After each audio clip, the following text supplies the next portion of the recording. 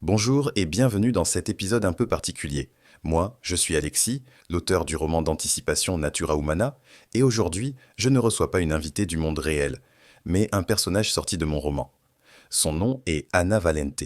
Elle est chercheuse, brillante, un esprit critique, et elle vit en 2034 dans un monde où l'intelligence artificielle, la politique et les crises climatiques se mélangent dangereusement. Anna, merci d'avoir accepté de traverser la frontière entre fiction et réalité pour cette conversation. Merci à vous, ou devrais-je dire merci à toi. Après tout, tu es mon créateur. C'est étrange de parler ainsi, comme si je pouvais enfin sortir du livre pour répondre directement. Mais peut-être que les frontières entre la réalité et la fiction ne sont pas si nettes qu'on le croit. C'est exactement ce que je voulais explorer avec toi. Nos auditeurs se trouvent en 2025. Toi, tu viens de 2034. Alors, avant d'entrer dans le vif du sujet, peux-tu nous dire qui tu es?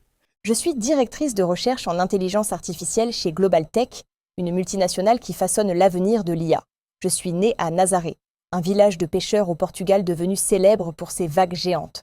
C'est là que j'ai appris très tôt deux choses, la beauté et la puissance de la nature, et le prix qu'on paie quand on croit pouvoir la dominer. Mon métier est de concevoir des systèmes capables de dépasser les limites actuelles, mais aussi de garder un regard critique. Car derrière chaque algorithme se cache une vision du monde, parfois idéologique, parfois dangereuse. Tu sembles porter à la fois l'enthousiasme et la méfiance, comme si tu marchais sur une ligne fragile. C'est ça. L'intelligence artificielle est une promesse, mais elle peut aussi devenir un outil de domination. C'est ce paradoxe qui m'habite. Alors entrons dans le sujet qui intrigue beaucoup nos auditeurs. Ultima. Ce nom résonne déjà en 2025 comme une organisation fictive. Mais pour toi, en 2034, c'est une réalité. Qu'est-ce que représente Ultima? Ultima n'est pas une organisation comme les autres. Ce n'est pas un parti, ce n'est pas une ONG et ce n'est pas non plus une entreprise. C'est une voix qui dénonce, une voix qui refuse de se taire face à l'inaction de nos dirigeants, face au poids des lobbies, face aux excès d'un système qui préfère repousser les problèmes plutôt que de les affronter. Certains la voient bend comme une menace, d'autres comme un espoir. Mais tous s'accordent sur une chose, Ultima dérange. Et selon toi, est-ce qu'en 2025 déjà, des germes d'Ultima existent?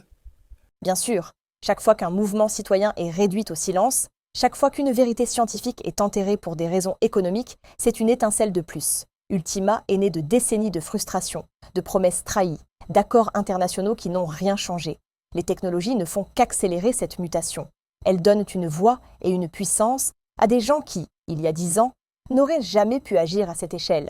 Le vrai danger, ce n'est pas qu'Ultima existe, mais que les États, incapables de réagir, laissent le champ libre à des organisations qui pensent devoir sauver l'humanité à leur place. Merci Anna. C'est moi qui vous remercie. Peut-être que finalement ce podcast n'était pas seulement une fiction, mais aussi un avertissement. Et pour ceux qui se demandent encore qui est vraiment Ultima, eh bien la réponse se trouve dans le livre que je vous invite à découvrir.